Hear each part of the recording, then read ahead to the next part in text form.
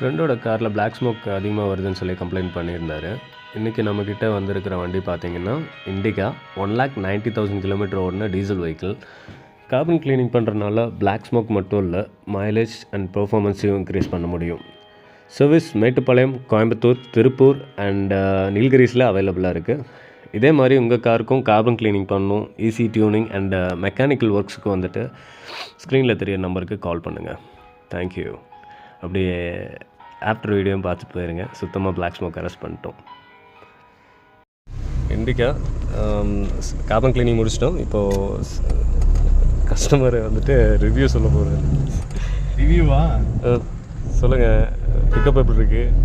அதாவது ஃபஸ்ட்டு பார்த்தா இந்த வண்டி 1,90,000 கிலோமீட்டர் ஓடி இருக்கு. ஓகே. 2005 மாடல் வண்டி. ஓகே. கொஞ்சம் பிக்கப்லாம் வந்து கொஞ்சம் இழுத்த மாதிரி தான் இருந்துச்சு. ஓகே.